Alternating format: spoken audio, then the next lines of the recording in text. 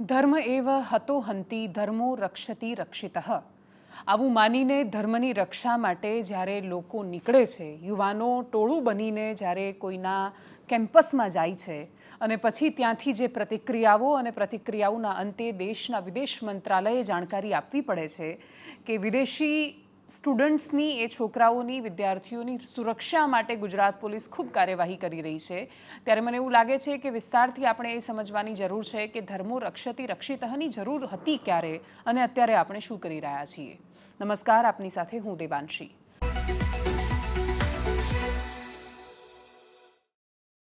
ખૂબ સુંદર આ શબ્દ છે। તમે મહાભારતનું અનુશાસન પર્વ વાંચશો કે પછી ખાલી શ્રીમદ ભગવદ્ ગીતા વાંચશો, તમને સમજાશે કે જ્યારે અહિંસા કે પછી ધર્મની રક્ષા એ બધા વિષયો પર વિસ્તારથી સમજાવવામાં આવતું હતું ત્યારે એના ઘણા બધા પરિપ્રેક્ષ્ય હતા। ઉદાહરણ તરીકે શ્રીમદ ભગવદ્ ગીતા અર્જુન વિષાદ યોગ આપણો પહેલો અધ્યાય અને એની શરૂઆત થાય છે ધૃતરાષ્ટ્રના બોલવાથી, જેમાં ધૃતરાષ્ટ્ર કહે છે ધર્મક્ષેત્રે કુરુક્ષેત્રે સમવેતા યુયુત્સવ મામકાહ પાંડવા શૈવ કિમ કુર્વત સંજય। એમાં બે શબ્દો બહુ મહત્વના છે। એક તો યુયુત્સવ એવું કહે છે એટલે કે યુદ્ધની કામના સાથે ધર્મક્ષેત્ર એવા કુરુક્ષેત્રમાં ભેગા થઈને મારા અને પાંડુના પુત્રોએ શું કર્યું એવો એ સંજયને પ્રશ્ન કરે છે। જ્યારે વ્યક્તિઓ ભેગા જ યુદ્ધની કામના સાથે થયા છે ત્યારે તો કોઈ ગમે તે કરે, અર્જુન ગમે તેટલા નિરાશ થઈને શિદંતી મમ ગાત્રાણી મુખમ ચ પરિશુષ્યતિ એવું કહીને એનું ગાંડી મૂકી દે તો પણ યુદ્ધ થવાનું છે, કેમ કે ભેગા યુદ્ધની કામના સાથે થયા છે। અને એમાંય જ્યારે રાજા ધૃતરાષ્ટ્ર હોય અને એવું કહે કે મામકાહ પાંડવા, રાજાની જેમ નહીં પિતાની જેમ વાત કરે કે મારા અને પાંડુના પુત્રોએ શું કર્યું, એટલે રાજા જ્યારે એક પક્ષમાં બેઠો છે ત્યારે તમે મહાભારતને ટાળી નથી શકવાના। ભારત એટલા માટે ખૂબ ભાગ્યશાળી દેશ છે અને ભારતમાં જન્મેલી પ્રજા એટલા માટે ખૂબ ભાગ્યશાળી છે કેમ કે આપણી પાસે ઉદાહરણ માટે આ પ્રકારના એપિક્સ છે, આ પ્રકારની કહાનીઓ છે। આપણે જેને હંમેશા દરરોજ જીવનમાં ઉતારીએ છીએ। આપણી સવાર આવું કશું સાંભળવાથી થાય છે, આપણી સાંજ આ વાર્તાઓથી થાય છે। બાળક જન્મે છે ત્યારે એને કૃષ્ણ કહેવામાં આવે છે। નાના બાળકને પણ એ દ્રષ્ટિકોણથી જોતી માતા પોતાના બાળકની અંદર શ્રીરામના આદર્શો પ્રસ્થાપિત થાય એના માટે કોશિશ કરતી એ કુટુંબ વ્યવસ્થા અને એ દેશની અંદર ધર્મો રક્ષતી રક્ષિતઃ આ પરિસ્થિતિમાં શું કામ લેવાઈ રહ્યું છે પ્રશ્ન છે। ઘટના શું છે આખી એના પર આવીએ। સૌથી પહેલાં યુનિવર્સિટીનું કેમ્પસ છે, વિદેશી વિદ્યાર્થીઓ રહે છે। વિદેશી વિદ્યાર્થીઓ શું કામ રહે છે તો અફઘાનિસ્તાન, શ્રીલંકા, બાંગ્લાદેશ એવા આપણા મિત્ર અને પડોશી એવા દેશો કે જ્યાં આપણને એવું લાગે છે કે એ દેશના લોકોને ભારતની શિક્ષણ વ્યવસ્થા અને ભારતીય શિક્ષણથી આપણે એમને મદદ કરી શકીએ છીએ। એટલે ઉદાહરણ તરીકે અફઘાનિસ્તાનના 1000 વિદ્યાર્થીઓને 2023માં જ ભારત સરકારે સ્કોલરશિપ જાહેર કરી અને કહ્યું કે અમે એમને ભણાવીશું, તમે એમને મોકલો। આ આપણા મૈત્રી કરારો હોય છે, દેશોની સાથે આપણે મદદ કરીએ છીએ એમને। એ હેઠળ તાલિબાનના શાસન પછી પણ અફઘાનિસ્તાનના જ વિદ્યાર્થીઓ ભારતમાં આવ્યા, ગુજરાત યુનિવર્સિટીમાં પણ આવ્યા અને ગુજરાત યુનિવર્સિટીમાં એ લોકો માટે અલગ હોસ્ટેલ છે। એ લોકોનો તર્ક એ છે કે હોસ્ટેલમાં રહેતા છોકરાઓને પોતાનો ધર્મ અનુસરવાની એમને આઝાદી છે। યુનિવર્સિટીના વાઇસ ચાન્સેલર નિર્જા ગુપ્તાએ જે પત્રકાર પરિષદ કરી છે એમાં કશી સ્પષ્ટતા નથી આપી। એમણે ખાલી એટલું કહ્યું છે કે આપણો દેશ કલ્ચરલી કેટલો સેન્સિટિવ છે અમે એમને સમજાવીશું, એનું ઓરિએન્ટેશન ફરીથી કરીશું। તર્ક શું છે એના? ઘટનાના 2-3 પાસા છે, એના વિશે વાત કરવી છે। સૌથી પહેલાં અફઘાન સ્ટુડન્ટ અથવા બાકીના વિદેશી છોકરાઓની શું વાત છે?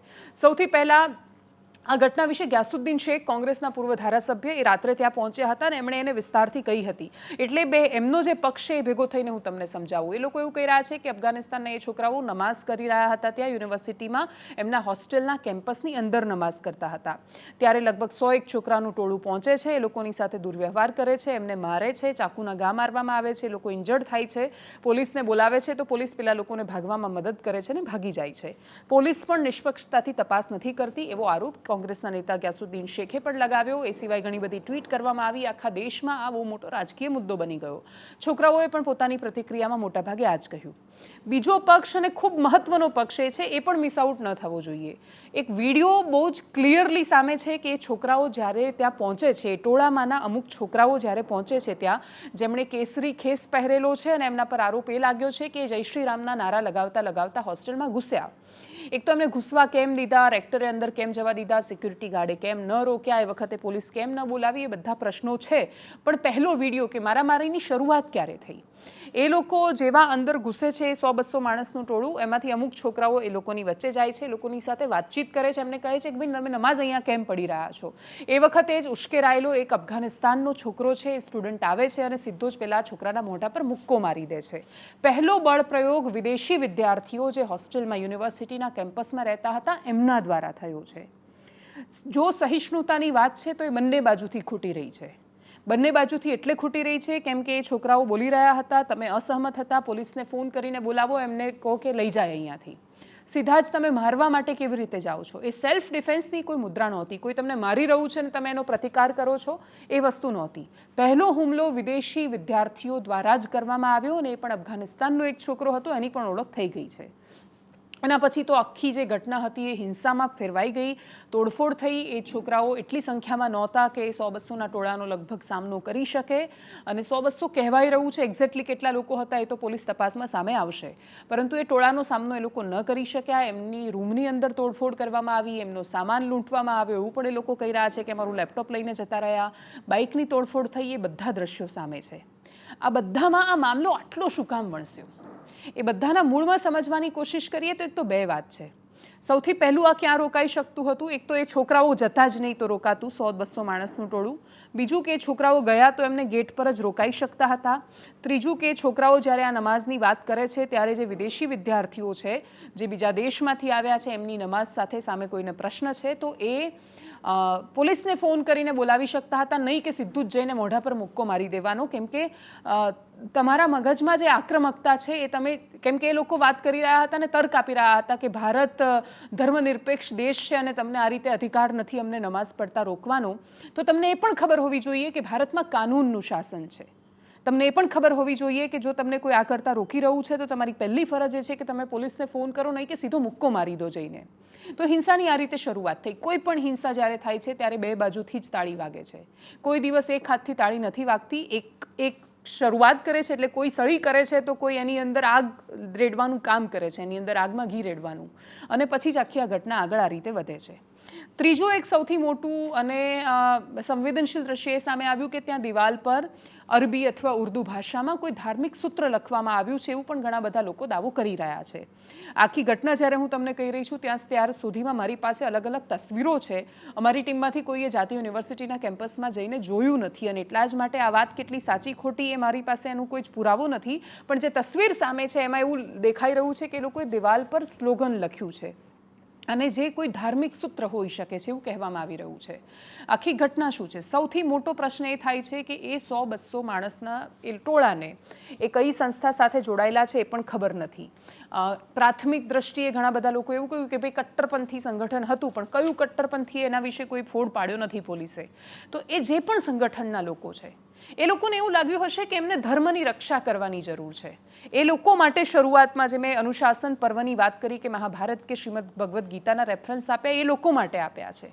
એટલા માટે કેમ કે વર્ષો પહેલાં જ્યારે ખરેખર ધર્મનું રક્ષણ કરવાની જરૂર હતી ત્યારે કમનસીબે બધા ચૂપ બેઠા હતા. 1757માં જ્યારે પ્લાસીનું યુદ્ધ થયું ત્યારે બંગાળનો નવાબ અને અંગ્રેજો લડી રહ્યા હતા. એ વખતે જે હિન્દુ ધર્મના લોકો હતા એ વધારે હતા. જે નવાબના શાસનમાં નવાબ શાસન કરતો હતો, પણ નીચેની જે પ્રજા છે એ બધી જ મુસ્લિમ પ્રજા નહોતી. અંગ્રેજો આવ્યા તો અંગ્રેજો લડી રહ્યા હતા, પણ અંગ્રેજોની નીચે જેટલા લોકો હતા એ બધા જ અંગ્રેજ નહોતા. 25 અંગ્રેજ બાજુ મર્યા, 500 નવાબ બાજુ મર્યા, પણ એની આજુબાજુ જે યુદ્ધ જોવાવાળી હજારોની સંખ્યાની હિન્દુ પ્રજા હતી, એણે ત્યારે કહેવાની જરૂર હતી કે ધર્મો રક્ષતિ રક્ષિતઃ. એણે ત્યારે કહેવાની જરૂર હતી જ્યારે મોહમ્મદ ગજની નામનો આક્રાંતા આવ્યો અને બધું લૂંટીને જતો રહ્યો. કમનસીબે આપણો ઇતિહાસ એ કહે છે કે મોટા ભાગે દરેક રાજ્યોએ પોતાની સરહદો સુરક્ષિત રાખી અંદરો અંદર ઝઘડતા રહ્યા, અને કોઈ મોટા ભાગે ધર્મના નામ પર, ધર્મ પર ખતરો છે એવું સમજીને આવ્યું નથી બહાર. ભારત દેશમાં આજે દુનિયાના અનેક ઇસ્લામિક દેશ કરતાં પણ વધારે મુસલમાનની આબાદી છે. એમાંથી મોટાભાગના મુસલમાન અલગ અલગ રાજનીતિક વિચારો ધરાવે છે. કેટલાક મુસલમાન કોંગ્રેસ સાથે જોડાયેલા છે, કેટલાક AIMIM સાથે જોડાયેલા છે, કેટલાક આમ આદમી પાર્ટી સાથે જોડાયેલા છે, તો કેટલાક ભારતીય જનતા પાર્ટી સાથે પણ જોડાયેલા છે. ભારતીય જનતા પાર્ટીમાં પણ લઘુમતી મોરચો છે, એક વિંગ છે, અને બની શકે એટલા મુસ્લિમને ભાજપમાં જોડવાની કોશિશ પણ થઈ રહી છે. એટલે ભાજપ અને મુસ્લિમને કોઈ લેવા દેવા નથી એવું પણ નથી. હમણાં જ ગુજરાતમાં ઉદાહરણ તરીકે એક કાર્યક્રમ થયો હતો, શુક્રિયા મોદીજી કાર્યક્રમનું નામ હતું, અને જેની અંદર ઘણા બધા મૌલવી અને બાકી મુસલમાન બહેનો બધાને ભારતીય જનતા પાર્ટીમાં જોડવામાં આવ્યા હતા. ઇતિહાસમાંથી તમે શીખી શકો છો. જે વ્યક્તિ પોતાના ઇતિહાસને જોઈને શીખતા નથી એ લોકો મોટાભાગે એનું પુનરાવર્તન કરતા હોય છે. પણ ઇતિહાસ તમે ભૂતકાળમાં જઈને સુધારી નથી શકતા. એટલે હું એવું ઈચ્છું કે હું 1757માં જઈને ઇતિહાસને સુધારી આવું તો એવું બનવાનું નથી. હું એવું ઈચ્છું કે હું 1757માં જઈને 50,000 માણસને કહું કે તમે શું કામ મૂકદર્શક બનીને બેઠા છો. એક બાજુ નવાબ લડે છે, એક બાજુ અંગ્રેજ લડે છે, તમે લડો કે આ તમારી ભૂમિ છે અને શું કામ તમે બંને અમારા પર શાસન કરવા માટે લડી રહ્યા છો અને પછી હિન્દુ પ્રજા એક થઈ જાય અને બધું થાય, તો એ હવે શક્ય નથી. ઇતિહાસને તમારે ઇતિહાસની જેમ જ જોવો પડે છે. પ્રશ્ન શું થાય છે કે આપણે ઇતિહાસમાં એક હિસ્સો બનીને ઇતિહાસને જોઈએ છીએ. એટલે એકદમ જૂના કોઈ ઇતિહાસમાં મુસ્લિમ દ્રષ્ટિકોણથી ઇતિહાસને જુએ છે, કોઈ હિન્દુ દ્રષ્ટિકોણથી જુએ છે, કોઈ અંગ્રેજોના દ્રષ્ટિકોણથી જુએ છે. તમે તટસ્થ ભાવે ઇતિહાસને જોઈને જો શીખશો નહીં તો તમને ખબર પડશે કે ધર્મો રક્ષતી રક્ષિતા તો ખાલી વાક્ય જ બનીને રહેવાનું છે, કોઈ ધર્મનું રક્ષણ નથી કરી શકવાનું. એના પછી એ બધો જ ઇતિહાસ આખરે પૂરો થાય છે. 1947માં દેશ આઝાદ થાય છે અને આપણા એ જ બધા જે આદર્શો છે, એટલે આપણા બંધારણમાં આ દેશમાં પોતાના ધર્મ અને સંસ્કૃતિનું કેટલો સત્કાર અને સન્માન છે એનું સૌથી મોટું ઉદાહરણ એ છે કે આપણું જે મૂળ બંધારણ ઘડવામાં આવ્યું તો કયા આદર્શોથી આપણે એ બંધારણની કલ્પના કરીએ છીએ. આપણે શું કામ રામ રાજ્ય ગણીએ છીએ? તો આપણે વૈશ્વિક છીએ. આપણે દુનિયાના અલગ અલગ દેશોમાંથી કોઈકમાંથી મૂળભૂત અધિકારો અને ફરજો લીધા, તો કોઈકમાંથી બાકીના બધા પાસા લેવામાં આવ્યા દેશના સંવિધાનના. પણ એનાથી પણ વિશેષ એ દેશના બંધારણની શરૂઆતમાં આપણા ધાર્મિક ઉદાહરણો અને આપણી શ્રદ્ધા ત્યાં છપાયેલી છે. કોઈ જગ્યાએ રામકૃષ્ણની તસવીરો છે, કોઈ જગ્યાએ બુદ્ધની તસવીર છે, કોઈ જગ્યાએ રામના આદર્શો છે, કોઈ જગ્યાએ કૃષ્ણની કહાનીઓ છે. આપણે રામ રાજ્ય આ દેશને બનાવવા માંગતા હતા એટલા માટે તો બંધારણમાં એ બધાની છબીઓ મૂકવામાં આવી હતી. આપણે મૂળથી જોડાયેલા રહ્યા અને વૈશ્વિક બની શકીએ અને દેશને બહુ જ સુંદર રીતે આખી દુનિયા જેમ આગળ વધી રહી છે એ રીતે આગળ વધારી શકીએ એટલા માટે બંધારણ બનાવ્યું. અને બંધારણ બન્યાનો મતલબ એ થયો કે આપણે જવાબદારીઓ વહેંચી દીધી. આપણે નક્કી કર્યું કે સરહદ પર લડવાની જરૂર આવે છે તો આપણી સેના લડશે. આપણે નક્કી કર્યું કે જો ગુજરાતમાં કે દેશમાં કોઈ પણ જગ્યાએ, જો ગૃહમાં કોઈ જગ્યાએ, આપણા દેશની અંદર કોઈ જગ્યાએ લડવાની જરૂર પડે છે તો એ રાજ્યની પોલીસ લડશે. અને એટલા માટે જો કોઈને એવું લાગે છે કે એવું પણ કહેવાય રહ્યું છે કે ગણપતિ બાપાના પંડાલની જગ્યા હતી ને ત્યાં નમાઝ પઢી એટલા માટે પણ વિવાદ થયો. ગુજરાત યુનિવર્સિટીના વીસીએ કોઈ જ એમને ફોન કર્યો તો પણ એમણે કહ્યું કે નહીં આજે નહીં એમ. એટલે આજે એ પ્રશ્નનો જવાબ નથી આપવા માંગતા, તો કાલે આપશે તો એ ખબર નથી. અને એટલા જ માટે જે ઘટનાના જેટલા પાસા જે લોકોની સાથે વાત કર્યા પછી, પોલીસને સાંભળ્યા પછી અમારી પાસે છે, એના આધારે એક વાત કરવી છે કે સૌથી મહત્વની વાત એ છે કે જો એવું લાગ્યું કે વિદેશી છોકરાઓ આવીને હોસ્ટેલમાં કશું કેવું કરી રહ્યા છે જે દેશના બંધારણને માન્ય નથી, ગ્રાહ્ય નથી અને દેશની ધાર્મિક લાગણીને દુભાય એવું કરી રહ્યા છે, તો તમે પોલીસને ફોન કરો. તમે જ્યારે હાથમાં દંડો લઈને નીકળી પડો છો ત્યારે તમે સૌથી પહેલો સંદેશ એ આપી રહ્યા છો કે તમે દેશના બંધારણને જ નથી માનતા. તમને ભરોસો નથી આ રાજ્યની પોલીસ પર કે તમે ફોન કરશો તો એ લોકોને રોકશે એ નમાઝ કરતા. કમનસીબે દિલ્હીનો એક વિડીયો વચ્ચે સામે આવ્યો હતો કે ખુલ્લામાં નમાઝ પડતા હતા, જે ઓલરેડી તમે નથી કરી શકતા. અને એ ખુલ્લામાં નમાઝ પડતા જેના પર મનાઈ છે, જેના કારણે ટ્રાફિક થઈ રહ્યો છે, બધાની અસહમતિ વચ્ચે તમને ખુન્નસ કેટલું મગજમાં ચડે છે કે પોલીસવાળો જઈને સીધો પાછળ લાત મારે છે, પીછવાડે પે લાત માર દી. એ રીતે ઘણા બધા લોકો એને લખવા માંડ્યા. ધાર્મિક દ્વેષથી તમે આ દેશ ક્યારેય નહીં ચલાવી શકો. એનો મતલબ કારણ કે 14% મુસ્લિમ આબાદી છે આ દેશમાં અને જે સરકારમાં છે એ પક્ષ પણ એની પાસે લઘુમતી મોરચો છે. તમે દેશના દરેક મુસલમાનને જનરલાઇઝ નથી કરી શકતા. વિદેશી વિદ્યાર્થીઓએ આ કર્યું એટલા માટે જેહાદી તાકાતો છે ને એમને ઊંચા કરીને દેશની બહાર ફેંકી દો એવું તમે ટ્વિટર પર લખો તો ચાલે, કેમ કે આ દેશમાં બોલવાની આઝાદી છે. પણ મિનિસ્ટ્રી ઓફ એક્સટર્નલ અફેરને ખબર છે, વિદેશ મંત્રાલયને ખબર છે કે આવી કોઈ ઘટનાઓ થાય ત્યારે એમની શું પરિસ્થિતિ થતી હોય છે. કમનસીબે આપણો દેશ અતિથિ દેવો ભવમાં માને છે અને એટલા જ માટે આપણો દેશ અફઘાનિસ્તાન આપણા પર કોઈ પ્રેશર ઊભું નથી કરી શકવાનું. હકીકત એ છે કે ઓલરેડી ત્યાં તાલિબાનની સરકાર હમણાં આવી છે. તાલિબાન આપણને ધર્મનિરપેક્ષતા શીખવશે એ સૌથી મોટો પ્રશ્ન છે. એટલે તાલિબાનીઓ આપણા પર પ્રશ્ન કરે ને આપણા દેશ પર પ્રેશર આવી જાય એવી કોઈ પરિસ્થિતિ છે નહીં. ભલે અફઘાનિસ્તાનના છોકરાઓને જે એક્શન લેવાઈ રહ્યા છે એના પરથી એવું લાગતું હશે કે અમે અમારા દેશના મીડિયામાં આપ્યું ને પછી ત્યાંથી સરકારોએ ફોન કર્યો. એટલે કોઈ પણ સરકાર એવું ઈચ્છે કે એના નાગરિકો જે બીજા દેશમાં છે ને એ પણ એમણે મોકલેલા છે, આપણે બોલાવેલા છે, આપણે સ્કોલરશિપ આપી છે એમને, એ લોકો આપણે ત્યાં ભણવા આવ્યા છે, આપણે એમની જવાબદારીઓ ઉઠાવી રહ્યા છીએ. અને એટલા જ માટે આપણે જ્યારે 1000 છોકરાઓની જવાબદારી ઉદાહરણ તરીકે લીધી છે તો એ આપણી જવાબદારી બને છે કે એ લોકોની સુરક્ષાનું આપણે ધ્યાન રાખીએ. અને એટલા જ માટે Randhir Jaiswal ministry of external અફેરમાંથી એમણે ટ્વીટ કરીને એમણે કહ્યું કે એમણે ગુજરાત સરકાર સાથે વાત કરી છે ઉચ્ચ અધિકારીઓ બધા લોકો પર એક્શન લઈ રહ્યા છે. શરૂઆતમાં પોલીસની ભૂમિકા ખૂબ સંદેહવાળી હતી, કેમ કે પોલીસે બધાને જવા દે છે. પોલીસે જવા ન દીધા હોત તો કદાચ આટલી જે ચર્ચાઓ થઈ બહારના મીડિયામાં એ ન થઈ હોત. અને તાલિબાન જેવો દેશ આપણને ધર્મનિરપેક્ષતા પર કદાચ ફોન પર કે એનું મીડિયાએ આપણને ભાષણ ન આપ્યું હોત.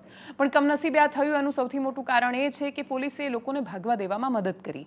પણ સારું પાસું એ છે કે જેવું એ ઘટના પ્રકાશમાં આવી કે તરત જ ગુજરાત પોલીસે એક્શન લેવાની શરૂઆત કરી.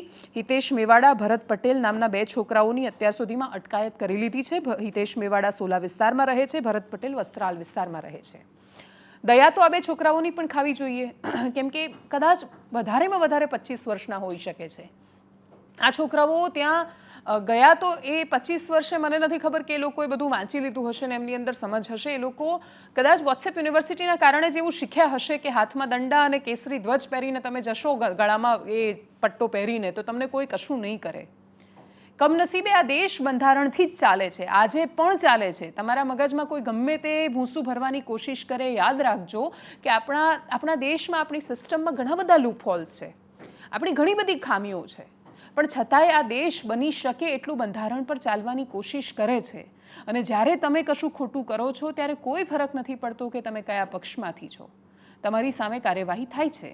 એનું સૌથી મોટું ઉદાહરણ નુપુર શર્માના કેસમાં છે, કેમ કે નુપુર શર્માની જે આખી ડિબેટ હતી એમાં એક સામેવાળું વ્યક્તિ શ્રી કૃષ્ણ, શ્રી રામ એ બધા પર બેફામ બોલે છે, એને ઉકસાવે છે અને ઉકસાવવામાં નેશનલ ટેલિવિઝન પર નુપુર શર્મા કશુંક બોલી જાય છે. ભૂલથી બોલે છે. જે બોલ્યા એ ખોટું જ છે, ન જ બોલાવવું જોઈએ. પણ એના પછી એમની તો આખી રાજનૈતિક કરિયર ખતમ થઈ ગઈ જ્યારે પ્રેશર આવ્યું ત્યારે. તો રાજનૈતિક દબાણ જ્યારે ઉપર ઊભું થાય અને વૈશ્વિક છબી પર વાત આવે ત્યારે પછી સરકારો કોઈની સગી નથી રહેતી, કેમ કે દરેકની પોતાની રાજનીતિ છે. ક્યારેક એ રાજનીતિ એ તમને ત્યાં સુધી જ મદદ કરે છે જ્યાં સુધી એમના રાજનૈતિક હિતમાં અને ફાયદામાં હોય. પછી જેવું રાજનૈતિક હિત કે ફાયદો હટી જાય ત્યારે કોઈ મદદ નથી કરતું. અપેક્ષા તો એટલી રાખીએ કે આ છોકરાઓ પણ 25 વર્ષના છોકરાઓ હશે. મને એવું લાગે છે કે એમના મગજમાં ભરાયેલું હશે અને મગજમાં ભરાયેલું ભૂંસું કાઢવાની જરૂર છે ખાલી. બાકી આ લોકો તો આમની જિંદગી આમ બરબાદ થઈ જશે. આ લોકોના મા બાપને તો કલ્પના નહીં હોય કે આ લોકો આ રીતે ગયા હશે. એ મા બાપની સ્થિતિ પણ તો વધારે દયાજનક હોય છે. સૌથી મોટો પ્રશ્ન વિદેશી છોકરાઓ માટે છે. એ લોકો અફઘાનિસ્તાનથી આવ્યા છે. આપણે કોઈ જેવા પૂર્વાગ્રહો ન રાખીએ કે એ લોકોની તાલિબાની માનસિકતા હશે, કેમ કે તાલિબાનથી તો કંટાળીને ઘણા બધા છોકરાઓ અહીંયા હતા. જ્યારે ત્યાં તાલિબાનનું શાસન આવ્યું ત્યારે અહીંયા આ જ યુનિવર્સિટીના કેમ્પસમાં અમે એ છોકરાઓને રડતા જોયા છે, જે કહેતા હતા કે અમને કલ્પના નથી કે હવે અમારા દેશમાં શું થશે. લોકો હવાઈ જહાજમાં ભરીને ગમે તે બની શકે એટલી રીતે એ લોકો ભાગતા હતા દેશ છોડીને. પોતાના દેશમાં રહેવા નહોતા માગતા. અને એટલા જ માટે એ લોકો બધા તાલિબાની માનસિકતાના હશે. એ વાત તો એ કોઈના માટે પણ એવા પૂર્વાગ્રહોના આધારે ન કહેવું જોઈએ. પણ પ્રશ્ન એ થાય છે કે તમે એટલું જાણો છો કે આ દેશ ધર્મનિરપેક્ષ છે, તમને એ પણ ખબર છે કે આ દેશમાં કાનૂન સર્વોપરી છે, તો તમે એને મુક્કો કેમ મારો છો? તમે શું કામ એ હિંસાને ભડકાવો છો? તમે જ્યારે મારવાની શરૂઆત, એટલે વાયોલન્સની જે હિંસા છે એની શરૂઆત તો એ વિદેશી છોકરાઓ દ્વારા થઈ છે. સૌથી મોટો પ્રશ્ન આજે એ થયો કે એક હિસ્સો છે એણે ખાલી આ છોકરાઓએ મારવાની શરૂઆત કરી એ બતાવ્યું, તો બીજો એક હિસ્સો છે એણે ખાલી એટલું બતાવ્યું કે જોયું વિદેશી છોકરાઓ પર કેવો હુમલો થઈ રહ્યો છે અને એમની સાથે ખોટું થઈ રહ્યું છે. ઘટનામાં બંને બાજુ હતી, બંને સાચી હતી. અને સૌથી દુર્ભાગ્યપૂર્ણ બાબત એ હતી કે ગુજરાત પોલીસ એ વખતે એક પક્ષ બની ગઈ. ગુજરાત પોલીસ કાયદાના પક્ષે જે તે સમયે હોવી જોઈતી હતી, એની જગ્યાએ એણે છોકરાઓને ભાગવામાં મદદ કરી. એના પછી દબાણ ઊભું થયું, સરકારની છબી પર વાત આવી અને પછી સરકારે એક્શન શરૂ કર્યા. જેવી ગૃહ મંત્રાલય અને ગૃહમંત્રીના ધ્યાનમાં આ વાત આવી, એમણે તો સંપૂર્ણ નિષ્પક્ષતાથી આખી તપાસ કરી અને એ તપાસના અંતે એ લોકોને પકડી પણ લેવામાં આવ્યા છે. એ લોકોને પકડી લેવામાં આવ્યા છે, એ લોકોને સજા પણ થશે. પણ એ વિદેશી છોકરાઓને પણ એ શીખવવું રહ્યું કે તમે એક જ બાજુથી ભારતને ન જાણી શકો. જો તમે ભારતની ધર્મનિરપેક્ષતાને જાણો છો તો તમે ભારતના કાનૂનને પણ જાણો. એ લોકોને પણ અધિકાર નથી કે સામે મારવા માટે ઊભા થઈ જાય. એ લોકોએ પણ જો કોઈ ધાર્મિક સૂત્રો ત્યાં યુનિવર્સિટીના કેમ્પસની દિવાલ પર લખ્યા છે તો એ લોકો ન જ લખી શકવા જોઈએ. જો એ લોકો પણ ખુલ્લામાં જાહેરમાં એ રીતે નમાઝ પડે છે, જો એમને એ જગ્યા અલોટ નથી કરેલી તો. બે તર્ક છે. આ જો અને તોની વચ્ચે એટલા માટે કહી રહી છું કેમ કે વીસીએ કોઈ ચોક્કસ જવાબ આપ્યો નથી. વીસીએ હા પણ નથી બોલી રહ્યા અને ના પણ નથી બોલી રહ્યા એ વિષયમાં કે એ જ્યાં નમાઝ પઢી રહ્યા હતા ત્યાં નમાઝ કરવી એલાઉ છે, એમણે મંજૂરી આપેલી છે કે નથી આપેલી. અને એટલા જ માટે જો મંજૂરી નથી આપી અને એ લોકો ત્યાં નમાઝ કરી રહ્યા છે તો એ લોકોને રોકવા પડશે. સૌથી મહત્ત્વની વાત, રમઝાન મહિનો ચાલે છે, સૌથી પવિત્ર મહિનો ઇસ્લામનો મનાય છે અને એટલા જ માટે જો એ લોકો પોતાની એલોટ કરેલી જગ્યામાં નમાઝ પઢી રહ્યા છે તો કોઈનો ધર્મ ખતરામાં ન આવવો જોઈએ. અને જો આવે છે તો દેશની સરકારને પ્રશ્ન કરો કે તમે 1000 છોકરાઓને શું કામ અહીંયા બોલાવ્યા છે ભણવા માટે. વાત ગ્લોબલ પર્સ્પેક્ટિવની કરીએ એટલા માટે ફરક ન પડવો જોઈએ કે તાલિબાની મીડિયા શું લખી રહ્યું છે કે તાલિબાનની સરકાર શું કહી રહી છે, કેમ કે તાલિબાનને ધર્મનિરપેક્ષતા પર વાત કરવાનો કોઈ અધિકાર નથી. એમના દેશમાં સ્ત્રીને અધિકાર નથી, એમના દેશમાં ભણવાના સામાન્ય અધિકારો નથી. દેશની ઓલરેડી ત્યાં એમણે ચળવળના નામે પથારી ફેરવેલી છે. જે તે સમયે તાલિબાનનું શાસન અફઘાનિસ્તાનમાં આવ્યું તો લોકોને બહુ ગમ્યું, પણ એના પછી કેમ કે એમને એવું લાગતું હતું કે એકદમ સુન્ની નેશનલિસ્ટ ગ્રુપ છે અને એટલા જ માટે અમારું કલ્યાણ કરી દેશે, પણ એના પછી તાલિબાને શું કર્યું એ બધાએ જોયું છે, આખી દુનિયાએ જોયું છે. જે લોકો બોલ્યા એ લોકોની સાથે કેટલી ક્રૂરતા સાથે વર્તન કરવામાં આવ્યું છે અને ધાર્મિક શાસન છે. ત્યાં કોઈ બંધારણનું શાસન નથી, ધર્મ પ્રમાણે ત્યાં દેશ ચાલે છે અને જ્યાં જ્યાં ધાર્મિક અંધાપા સાથે, ધર્માંધતા સાથે દેશ ચાલતો હોય ત્યાં મોટાભાગે સ્ત્રી બાળકોના અધિકારો નથી રહેતા. તો તાલિબાન જો કહેશે તો એનાથી કોઈ દબાણ આવશે જરૂરી નથી. એનાથી પણ વિશેષ ને મહત્ત્વની વાત, ઉદાહરણ તરીકે આપણા અનેક બાળકો અમેરિકા જેવા દેશમાં કે કેનેડામાં જાય છે. આપણે દર થોડા દિવસ એવા ન્યૂઝ વાંચીએ છીએ કે કોઈ ગુજરાતીની કોઈ ડ્રગિસ્ટ માણસે આવીને હત્યા કરી નાખી. આપણે દર થોડા દિવસે જઈએ છીએ કે કોઈ સ્ટોરમાં ઘૂસ્યો, ગન કલ્ચરનો પ્રભાવ અમેરિકામાં, કોઈ પણ ગુજરાતીને જઈને મારી નાખે છે, એ લોકોની સાથે ભેદભાવો થાય છે. આપણે આટલા સમાચાર ચલાવીએ છીએ, અમેરિકન સરકારને કશો જ ફરક નથી પડતો. ઉપરથી એ લોકો એમ કહે છે કે અહીંયા શું કામ આવ્યા હતા. અને એટલા જ માટે જો અહીંયાથી સ્કોલરશિપમાં ત્યાં ગયા હોય તો અમેરિકન સરકારની જવાબદારી બને છે, પણ એનાથી આપણા દેશ પર દબાણ ઊભું થઈ ગયું અને પછી વિદેશી મહેમાનોની સાથે આવું થયું. તો આ રીતે દબાણની વાત એટલા માટે આપણી મિનિસ્ટ્રી ઓફ એક્સટર્નલ અફેરે ટ્વીટ કર્યું છે, પણ ભારત સરકાર દબાણમાં આવી ગઈને આ રીતે નિર્ણયો લઈ રહી છે એ વાતને કોઈ એટલું મહત્ત્વ નથી. હકીકત એ છે દેશમાં ચૂંટણી આવી રહી છે ને એટલે મુદ્દો ચાલી રહ્યો છે.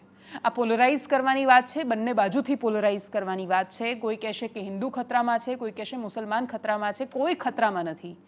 આ દેશમાં જે મેં શરૂઆતમાં કહ્યું કે દુનિયાભરના ઇસ્લામિક દેશો કરતાં વધારે મુસ્લિમ આબાદી આપણે ત્યાં છે. કરોડોની સંખ્યામાં દેશમાં મુસલમાન રહે છે. ઘટનાઓ થઈ રહી છે, ઘટનાઓ વધી રહી છે, ધાર્મિક અસહિષ્ણુતા છે, એકબીજાને જોઈને ખુન્નસ આવે છે, બધી જ વાત સાચી છે. પણ એ ઘટનાઓ એટલા વિશાળ પ્રમાણમાં નથી કે તમે જેના આધાર પર કહી શકો કે દેશમાં લઘુમતી ખતરામાં છે, કેમ કે છૂટક છવાઈ ઘણી બધી ઘટનાઓ હિન્દુ ધર્મના લોકોની સાથે પણ થતી આવી છે અને એનાથી હિન્દુ ખતરામાં નથી થઈ જતો.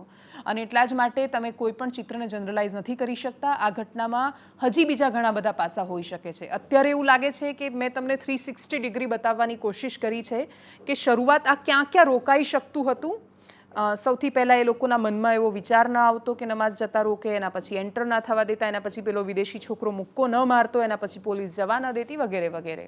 પણ અંતે વાત એટલી છે કે આ દેશ ખૂબ સુંદર છે અને આ દેશ ખૂબ વિશાળ છે. એક ઘટનાથી તમે કોઈ પણ વાતને જનરલાઇઝ નથી કરી શકતા. આ એક ઘટના ગુજરાત મોડેલ નથી. આ એક ઘટના ભારતને ભાગ્ય વિધાતા બનતા પણ નથી રોકી શકવાની. એટલે આ ઘટના ખૂબ મહત્ત્વની છે, એની સામે પગલાં લેવાવા જોઈએ. પેલા છોકરાઓને પણ એટલી સભાનતા હોવી જોઈએ કે મરાય નહીં વિદેશી છોકરાઓને. અને સૌથી મોટું કે જૂથને સમજાવવું પડશે કે ધર્મો રક્ષતિ રક્ષિતઃ, પણ એ કામ આપણે પોલીસને આપ્યું છે ભાઈ. જો તમને એટલો જ શોખ છે કે તમે ખરેખર બંધારણના આધારે દેશ ચલાવવા માંગો છો તો આપો જીપીએસસી યુપીએસસી, બની જાઓ આઈપીએસ અધિકારી, જીપીએસ અધિકારી. હમણાં આવે જ છે એલઆરડી અને પીએસઆઈની એક્ઝામ. ફોર્મ ભરો, દોડો, મહેનત કરો, પેપર લખો. હવે તો હસમુખ પટેલ લેવાના છે પરીક્ષા, એટલે પેપર ફૂટશે એવી કોઈ ખાસ સંભાવનાઓ છે નહીં. તો સરસ રીતે પેપર આપીને આવી જાઓ પોલીસમાં અને કરી દો રક્ષા શરૂ. તમારે દેશની સરહદો પર રક્ષા કરવી છે. તમને એવું લાગે છે કે પાકિસ્તાન ઇન્વેડ કરી દેશે અને ચાઇના આવી જશે, આક્રાંતાઓ સામે લડવું છે તો જાઓ સરહદમાં, સેનામાં ભરતી થઈ જાઓ, આપો એક્ઝામ. અઘરી હોય છે ડિફેન્સની એક્ઝામ, પણ છતાંય આપો અને જાઓ ત્યાં. જરૂર છે દેશને ખરેખર નવજુવાનોની જેની અંદર એ જનૂન હોય પોતાના દેશની રક્ષા માટેનું. પણ અત્યારે આપણો સૌથી મોટો ધર્મ આપણો દેશ છે અને દેશથી મોટો કોઈ જ ધર્મ નથી.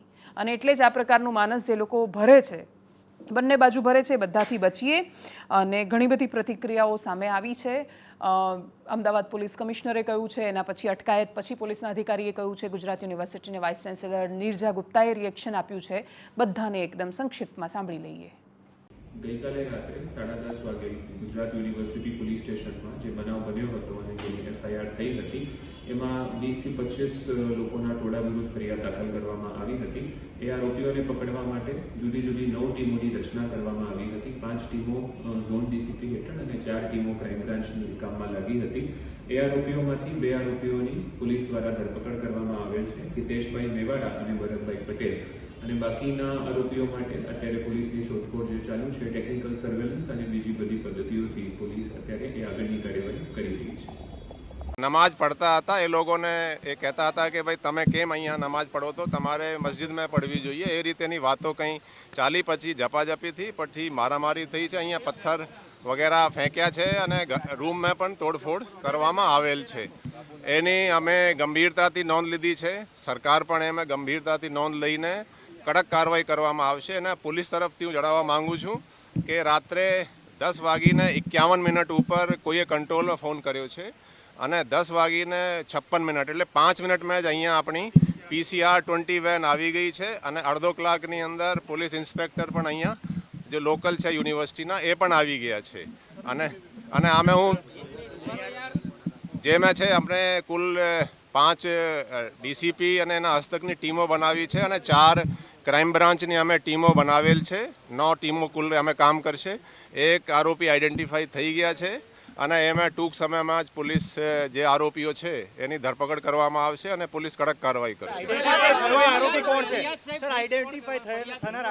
નહીં, એ આરોપી અત્યારે તમે જણાવીએ કે ટૂંક સમયમાં સાંજે પણ તમે લોકોને બ્રીફ ડિટેલમાં કરી દેવામાં આવશે. ધરપકડ અત્યારે એનો કંઈ નથી કે કોઈ સંસ્થા સાથે જોડાયેલો છે. આપણા માટે જે લોકોએ આ કૃત્ય કર્યું છે એ બધા જે મિસક્રિયન્ટ છે એને પોલીસ કડક કાર્યવાહી કરશે.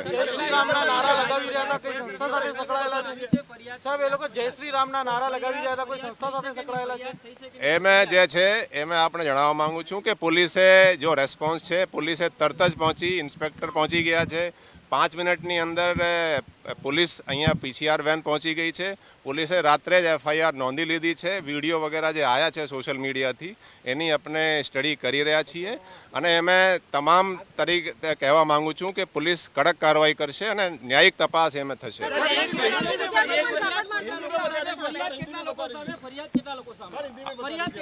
આમાં 20 થી 25 લોકોના જે અહીંયા સિક્યોરિટીવાળા છે એમને જે ફરિયાદ કરી છે એમાં 20 થી 25 લોકોના ટોળાએ એ તેઓ જણાવેલ છે.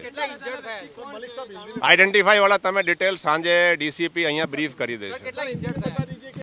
તારીખ 16મી માર્ચની રાતે ગુજરાત યુનિવર્સિટી કેમ્પસમાં બ્લોક A કે જ્યાં ઇન્ટરનેશનલ વિદ્યાર્થીઓ ત્યાં ભણવા માટે આવે છે, એ લોકોને ત્યાં પ્રાર્થના માટે રૂમ પણ ફાળવવામાં આવી છે. એવામાં અફઘાનિસ્તાન, ઉઝબેકિસ્તાન અને શ્રીલંકાના મુસ્લિમ વિદ્યાર્થીઓ ત્યાં નમાજ અદા કરી રહ્યા હતા. એવા સમયે કટ્ટરવાદી સંગઠનોના કેટલા અસામાજિક તત્વો ત્યાં ઘસી આવે છે અને એમની પર હુમલો કરે છે. એમના પગમાં ચાકુ પણ મારે છે, દંડાથી પણ મારે છે, એમના રૂમમાં તોડફોડ પણ કરે છે, એમનો લેપટોપ પણ લૂંટી જાય છે, એમની પાસે જે પડેલા પૈસા એ પણ લૂંટી જાય છે. એ બધી જ વસ્તુઓ વિડીયોની અંદર બિલકુલ જે છે પ્રમાણિત રીતે આપ જોઈ શકો છો. પરંતુ આ ઘટના જ્યારે બની ત્યારે ત્યાંના વિદ્યાર્થીઓએ પોલીસને ફોન કર્યો. પોલીસ ત્યાં આવી પણ ખરી અને પોલીસની હાજરીમાં જ આ કટ્ટરવાદી સંગઠનના અસામાજિક તત્વો ત્યાં હુમલો કરી રહ્યા હતા. પણ પોલીસે એમને સન્માનભેર એ ગુનેગારોને ત્યાંથી જવા દીધા, એમને ધરપકડ ના કરી. અમારી માંગ છે કે આવા સામાજિક તત્વોને પોલીસે જવા દીધા. એ તમામ પોલીસ કર્મચારીઓ જ્યાં ત્યાં મોજૂદ હતા, જે વિડીયોમાં દેખાય છે, એ તમામની સામે સસ્પેન્શનના પગલાં લેવા જોઈએ અને એમને તાત્કાલિક અસરથી એમની નોકરીમાંથી બરતરફ કરવા જોઈએ. હમણાં થોડા સમય પહેલાં એવું કહેવાય રહ્યું છે કે એક DNAની સ્ટડી થઈ હતી યુપીના અને બાકીના બધા મુસ્લિમના DNAને લઈને. તો એ વખતે એવો પણ દાવો કરાયો હતો કે આપણા દેશની આબાદીમાં અમુક જ લોકોના કનેક્શન આરબ કે પછી આરબના મુસલમાનો સાથે, કાં તો પછી સુન્નીમાં જો તમે શિયામાં જો તમે વાત કરશો તો પેલેસ્ટાઇનના અમુક લોકોની સાથે લોકોના સંબંધો છે. બાકીના મોટા ભાગના લોકો જે તે સમયે હિન્દુમાંથી કન્વર્ટ થયેલા મુસ્લિમ છે. આ પણ જે તે સ્ટડી અને રિસર્ચના આધારે વારંવાર કહેવાયું છે અને એટલા જ માટે 17 વર્ષનો મોહમ્મદ બિન કાસિમ નામનો વ્યક્તિ જ્યારે પહેલીવાર ભારત દેશમાં સિંધ પ્રદેશમાં આવ્યો આક્રાંતા બનીને, અને એણે જ્યારે લગભગ 627ની આજુબાજુ, તો એ વખતે તમારે જરૂર હતી ધર્મો રક્ષતી રક્ષિતઃની. અત્યારે તો તમારે જરૂર છે ભારતને ભાગ્ય વિધાતા બનાવવાની, અને ભારત અદ્ભુત રીતે ભાગ્ય વિધાતા બની શકે છે જો આપણે આપણા મગજમાંથી એ કાઢી દઈએ કે આપણી જરૂર છે જાગૃત રહેવાની.